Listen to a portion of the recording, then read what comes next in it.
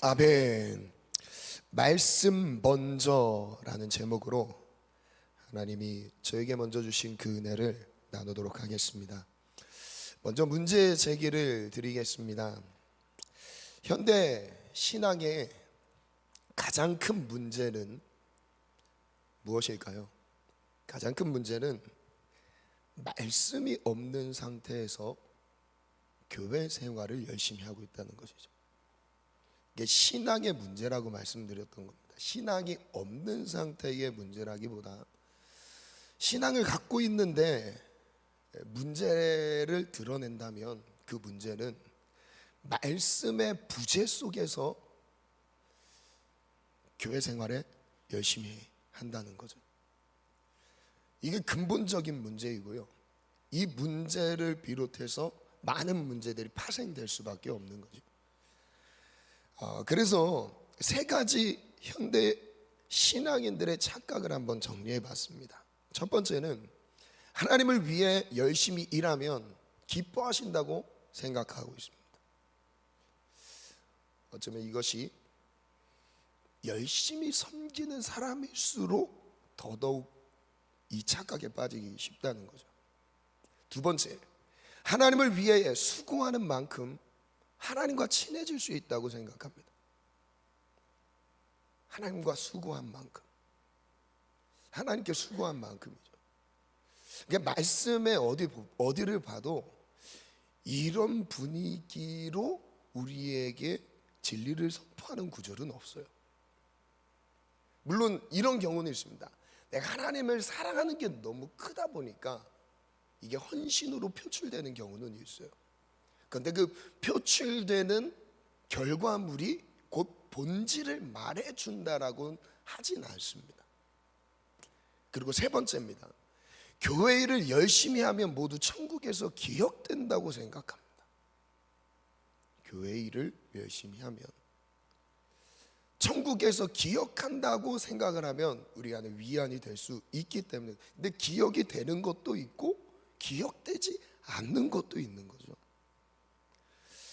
요한계시록에 보면 하나님이 정말 찾으시면서 기억하시는 그 믿음의 행동들이 있어요. 그게 바로 무엇이냐면 예수 그리스도를 증거하는 것과 믿음을 지키는 거예요.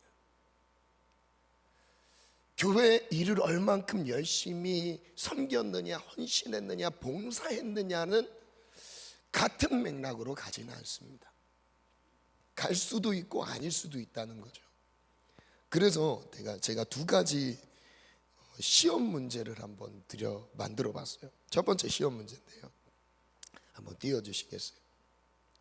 PPT예요. 다음 중 시험에 빠지는 이유는 무엇인가? PPT입니다. 네. 다음 중 시험에 빠지는 이유는 무엇이죠? 시험에 빠지는 이유. 첫 번째, 시험이 너무 어려워서 시험에 빠진다. 네. 제가 이제 보내드린 내용이 좀 많아서 헷갈리실 수 있으실 것 같은데요. 지금 PPT 띄워주시면 되겠습니다. 두 번째는 인생 경험이 부족해서 시험에 빠진다.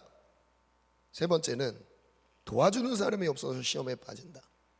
네 번째는 하나님의 말씀을 가까이 하지 않아서 시험에 빠진다.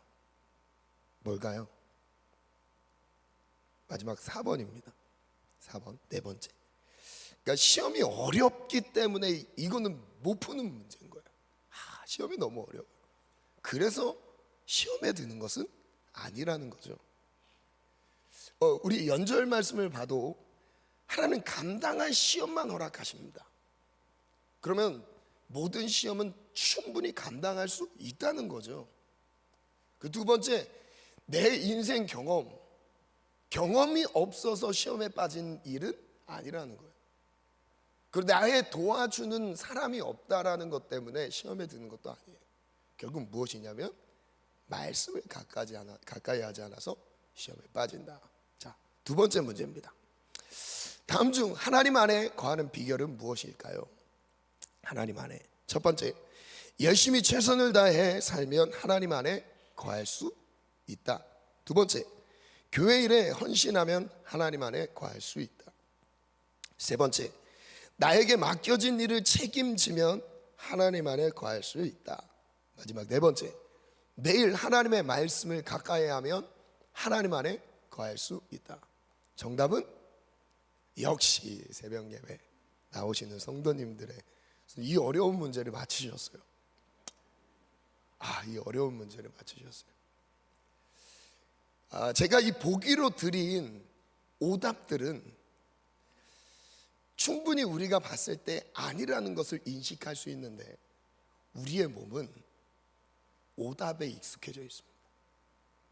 그러니까 우리가 알고 있는 것이 알고 있는 그대로 우리가 살고 있다면 감사하겠는데, 그러니까 모르겠어요.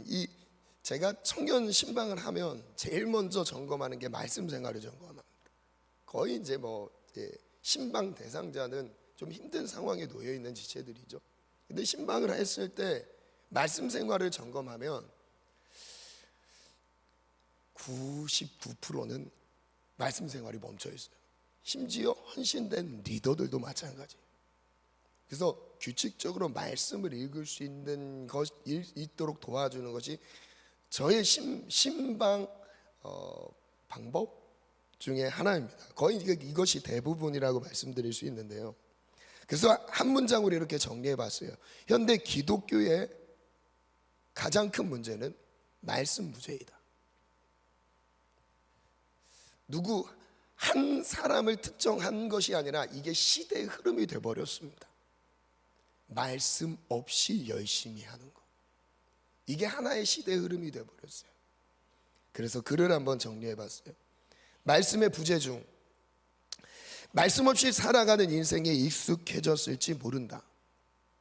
말씀 없이 교회에 헌신하는 것에 위안 삼고 있을지 모른다. 말씀 없이 구제하는 것에 감동하고 있을지 모른다. 말씀 없이 복음을 전하겠다고 소리치고 있을지 모른다. 말씀의 부재는 시대적 문제가 되었다. 루터의 종교개혁은 말씀을 읽을 수 있도록 도와주는 결단이 필요했다면 오늘의 종교개혁은 말씀을 읽기 싫어하는 마음과 싸워야 하는 결단이 필요하다. 어쩌면 루터 시대의 종교개혁보다 더 어려운 종교개혁이 필요합니다. 그래서 오늘 본문 안에서 제가 두 가지 주제로 말씀을 나누려고 해요. 하나는 첫 번째는 마르다의 입장에서, 그리고 두 번째는 마리아의 입장에서 말씀을 나누겠습니다. 첫 번째, 많은 일을 하는 마르다. 누가복음 10장 38절인데요. 함께 읽겠습니다. 시작.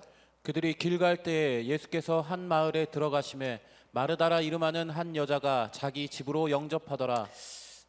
여기서 한 인물이 이름이 거론되었어요. 마르다라는 이름이 거론되었습니다.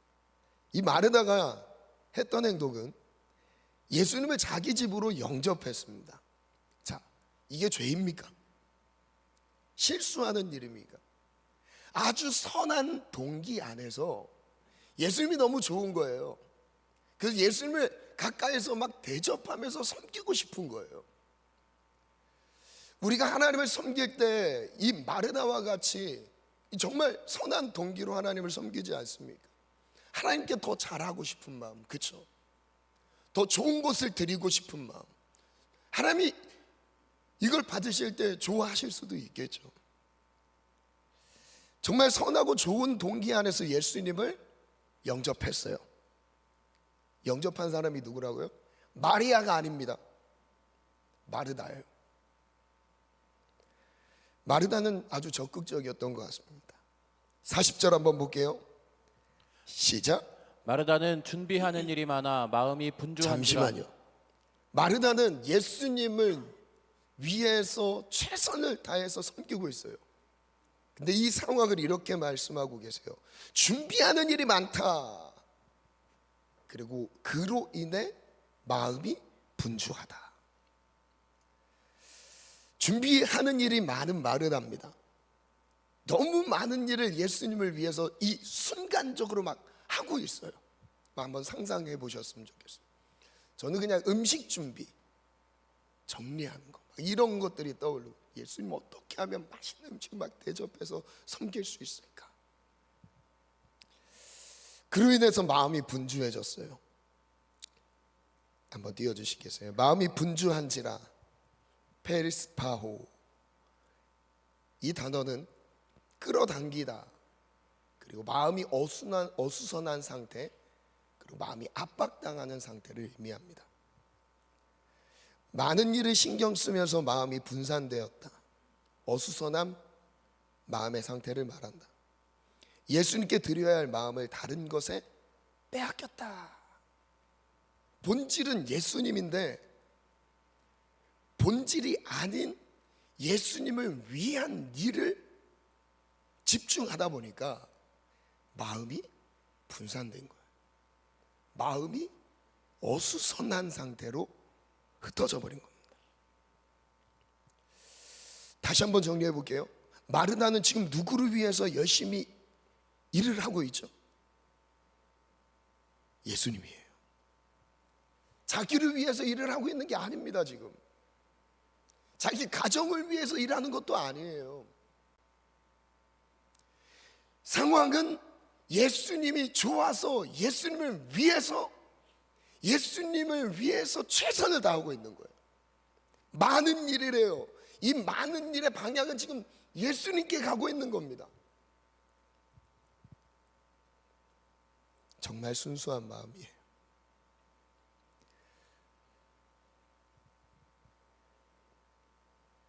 이 많은 일들이 예수님을 위한 분명하고 직접적인 일이라 할지라도 그 일들이 많아졌을 때는 분별력을 잃어버릴 수 있습니다. 마르다 입장에서는 아주 명확했습니다. 예수님을 위한 것이었어요. 그에 대한 이어서 40절 이어서 또 한번 볼게요. 마르다의 감정을 살피고 있습니다. 읽어볼게요. 시작. 예수께 나아가 이르되 주여 내 동생이 나 혼자 일하게 두는 것을 생각하지 아니하시나이까 그를 명하사 나를 도와주라 하소서. 마르다가 불편했었던 것 같아요. 진짜 예수님 섬기는데 시작은 좋은 의도였는데 지금 이 상황은 좋은 상황은 아닌 거예요. 혼자 죽어라고 고생하고 있습니다. 그때 마르다는 불평하고 있습니다. 그리고 시기하고 있습니다. 일 많이 하는 사람들에게서 쉽게 드러나는 두 가지 감정을 말씀하고 계세요. 첫 번째는 불평이에요. 이 상황에 대한 불평이죠. 그 두 번째는 다른 사람에 대한 시기가 나옵니다. 일을 많이 하는 사람들의 특징이에요. 조심하셔야 돼요. 새벽 예배에 나올 정도의 신앙을 갖고 계신 분들은 주님께 더 많이 헌신됐다고 저는 생각을 합니다. 그래서 어쩌면 더 조심하셔야 돼요. 예수님의 진단을 한번 볼게요. 41절 함께 읽습니다. 시작. 주께서 대답하여 이르시되 마르다야 마르다야 내가 많은 일로 염려하고 근심하나. 예수님께서는 뭐라고 진단하셨냐면 마르다가 지금 하고 있는 이 많은 일 그리고 분주한 마음의 상태, 그것의 근본적인 문제는 무엇이냐면 많은 일들 때문에 염려하고 근심이 생겼다라는 거예요. 예수님을 위한 일인데 그것이 염려와 근심이 되어버렸다는 겁니다. 마르다는 이런 기대를 하고 있지 않았을까요? 일의 효율을 높일 수 있는 방법을 예수님이 제안해 주는 것. 이런 어려움에 일을 하는 과정 가운데 고충을 예수님께 올려드렸을 때 예수님이 모르고 계셨을까요? 그 고충을 말씀드렸어요. 그런데 예수님은 뭐라고 하세요? 마르다마 그 일들을 균등하게 분배해서 한 명이 무리되지 않도록 이렇게 뭔가 그 나눠주는 역할에 해주기를 바라지 않았을까요? 근데 예수님은 뭐라고 말씀하시죠? 예수님은 집중하셨던 것은 마르다의 마음에 집중하십니다. 다시요. 예수님은 지금 어디에 집중하고 계세요? 그 일을 어떻게 잘할까가 아니에요. 예수님은 항상 본질이세요. 예수님이 바라보고 계시는 것은 그 본질에 대한 통찰인 거예요.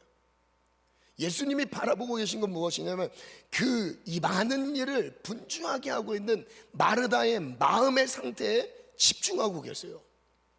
영혼의 상태에 집중하고 계세요. 불평과 시기가 일어나는 이유를 명확하게 진단하셨어요. 그것은 외부 환경을 최적화해주는 것이 예수님의 진단이 아니었습니다. 처방이 아니었어요.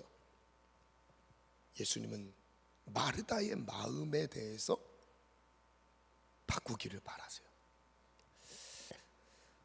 지금도 예수님은 많은 일을 최적으로 처리할 수 있는 좋은 방법을 우리에게 제안해 주시지 않습니다.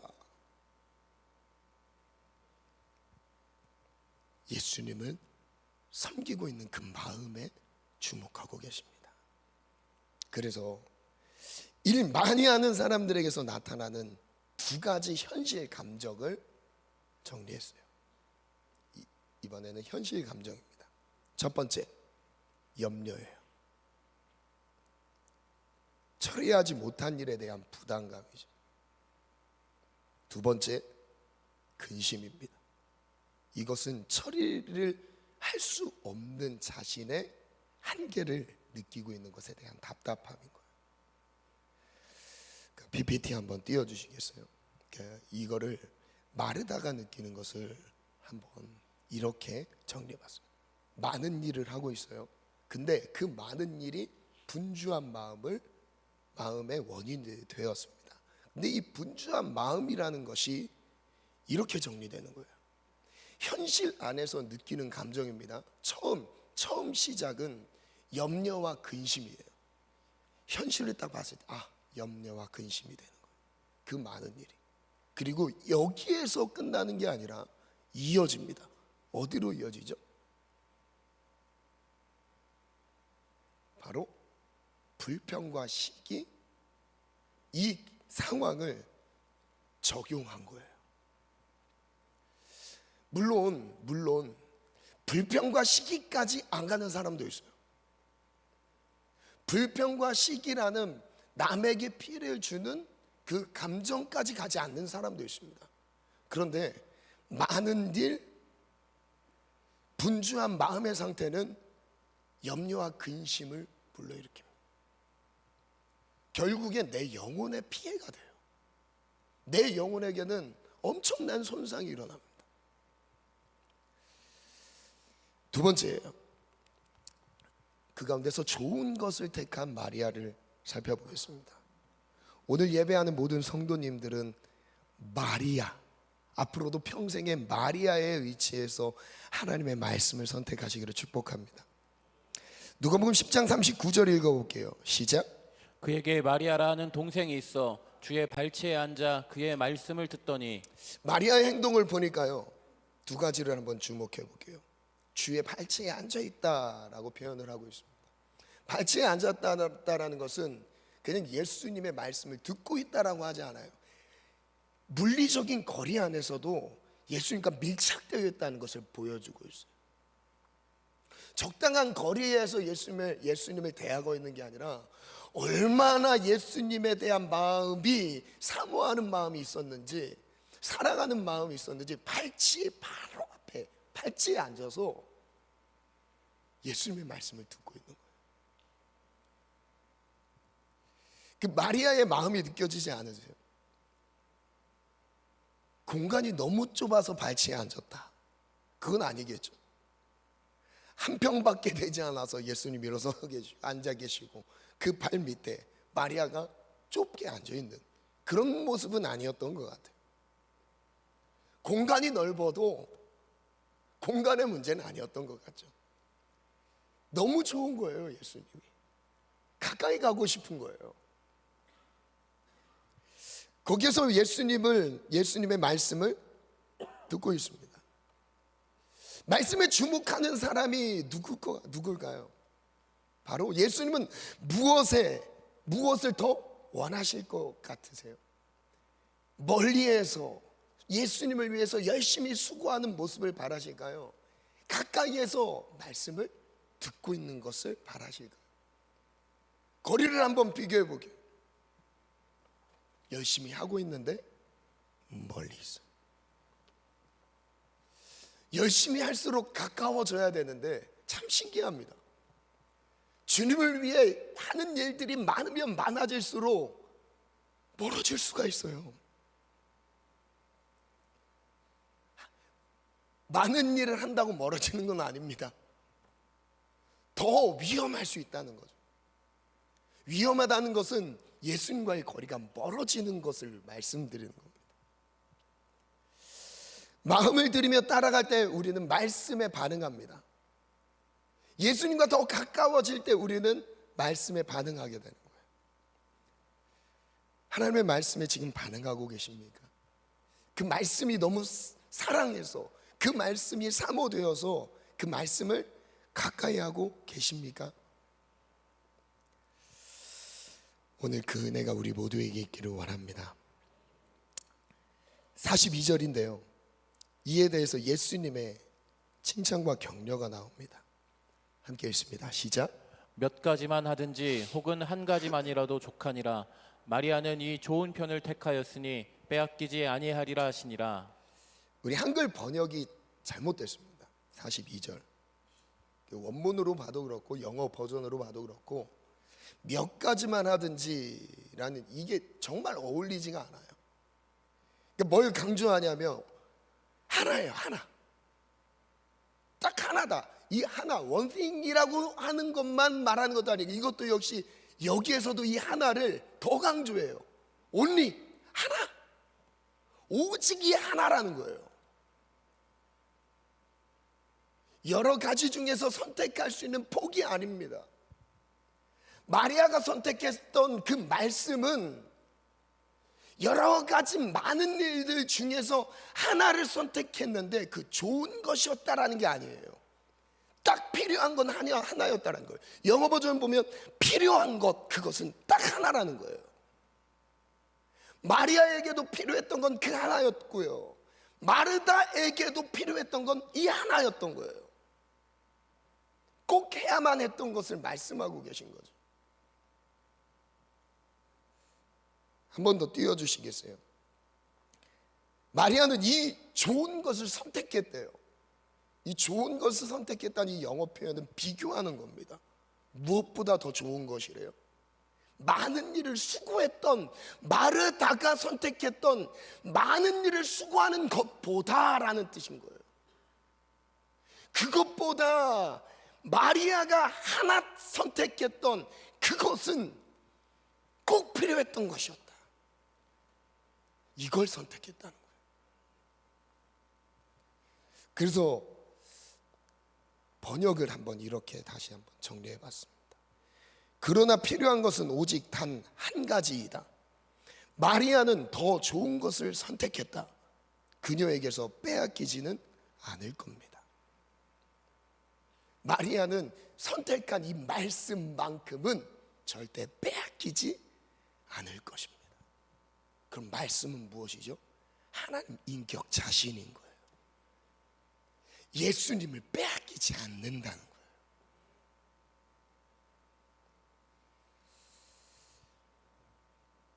하나님의 말씀은 해도 되고 안 해도 되는 선택의 사항은 아닙니다. 필요한 단 한 가지입니다. 말씀만 필요해요. 그걸 예수님이 지금 강조하고 계신 거예요. 수고는 수고하는 거죠. 예수님을 위해 수고하고 헌신하는 것은 필요한 것이 아니에요. 꼭 해야 되는 것이 아니에요. 어쩌면 우리는 마르다처럼 꼭 해야 되는 것처럼 붙잡고 있을 수도 있어요. 그게 비단 교회 일만이 아니라 예수님을 위해서 세상 속에서 하는 일들 있잖아요. 많은 감당해야 되는 일들이 있지 않습니까? 그런데 그 많은 일들 중에서 예수님이 필요한 단 한 가지가 있다. 이거만큼은 꼭 선택해야 된다. 그게 바로 말씀이라고 말씀하세요. 마지막 정리글을 올려드립니다. 말씀 먼저. 반주 준비해 주시고요. 말씀 먼저. 마르다는 예수님을 위해 최선을 다해 많은 일을 준비했습니다. 반면에 마리아는 아무것도 하지 않고 예수님 발치에 머물러 있습니다. 어쩌면 이 발치에 앉아서 말씀만 듣고 있는 이 마리아가 혼나야 되는데, 이 세대의 분위기라면 그렇습니다. 본질을 놓치고 살아가는 것이 익숙한 이 세대는 그렇습니다. 아무리 많은 일로 수고하여도 예수님은 그 많은 일에 별다른 관심이 없습니다. 예수님이 관심이 없는 일에 우린 그것이 필요라고 얘기를 하면서, 이것은 꼭 해야 되는 것이라고 얘기하면서 그걸 붙잡고 있을 수가 있어요. 수고는 정말 많이 하는데 예수님이 바라는 게 아닌 거죠. 그 일이 예수님을 위한 일이라도 예수님은 관심을 두지 않으십니다. 그게 예수님만을 위한 직접적인 일이었어요. 예수님 어떻게 더 잘해드릴까? 직접적인 일이었는데 예수님 거기에 관심이 없으셨던 거예요. 예수님은 지금 어디에 관심이 있냐면 관계인 거예요. 관계. 가까워지는 거예요. 일이 아니라 관계. 수고가 아니라 말씀. 주를 위해 많은 일, 얼만큼의 수고를 감당했느냐가 칭찬이 아닌 거예요. 아닌 거예요. 얼만큼 말씀을 붙잡고 살았느냐인 거예요. 오늘 하루도 말씀 없이 살아가는 게, 매일매일 말씀 없이는 살아갈 수 없는 나의 삶을 인정하고 그 말씀을 붙잡는 거죠.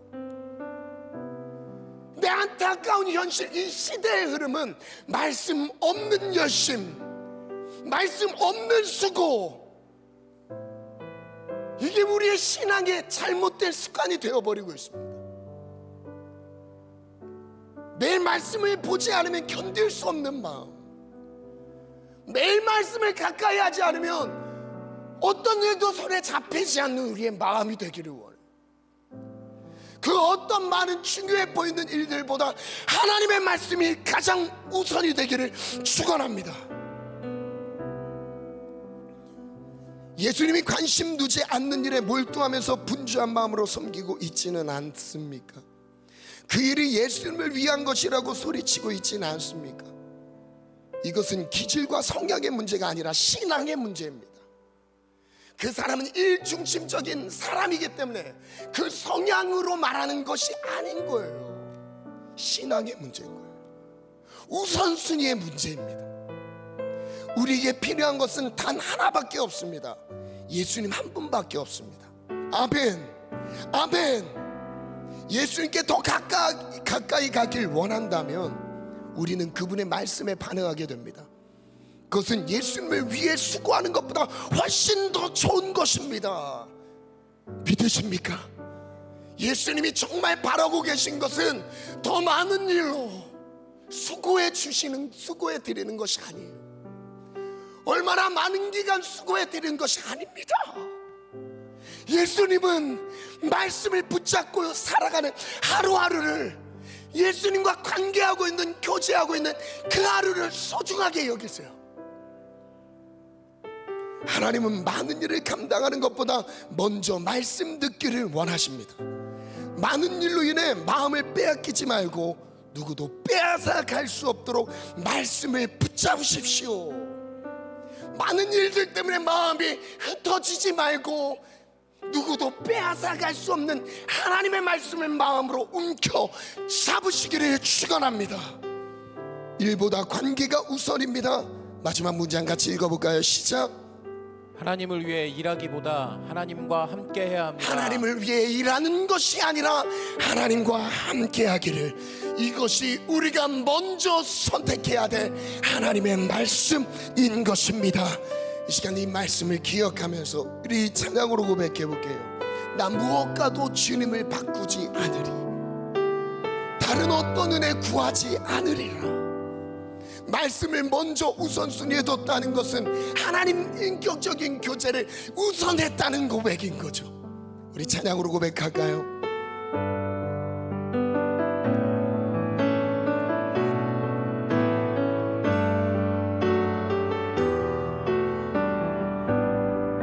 나 무엇과도 주님을 바꾸지 않으리,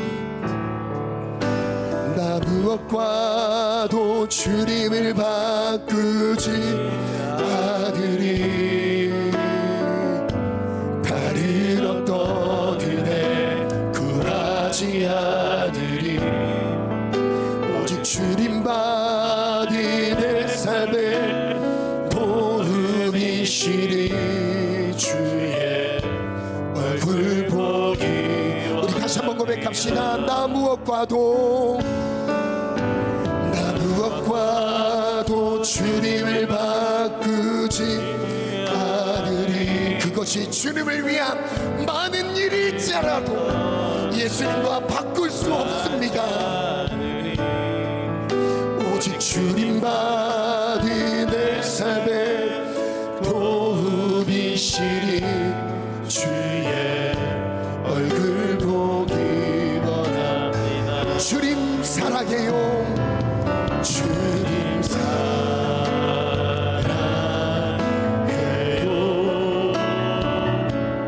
온 맘과 정성 다해 하나님의 신실한 친구 되기. 우리 다시 한번 고백합시다. 나 무엇과도 주님을 바꾸지, 그 어떤 것 또한 하나님의 말씀보다 우선이 될 수 없습니다. 그 어떤 것과도 바꾸지 않겠습니다. 주위에 보이는 처리해야 될 많은 일이 있다 할지라도 하나님의 말씀을 붙잡습니다. 하나님의 말씀이 우선입니다. 나 무엇과도 주님을 바꾸지 않으리, 나 무엇과도 주님을 바꾸지 않으리. 아멘. 다른 어떤 은혜 구하지 않으리, 오직 주님만이 내 삶의 도움이시라며.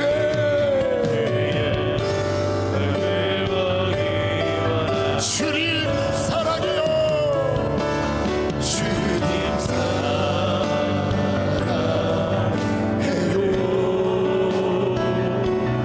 온 맘과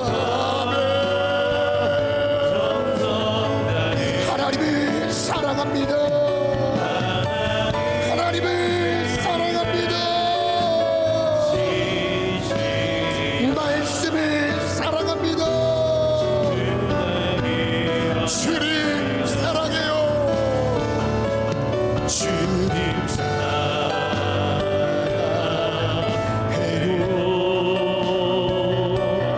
온 맘과 정성 다해 하나님의 신실한 친구 되기. 주님 사랑해요. 주님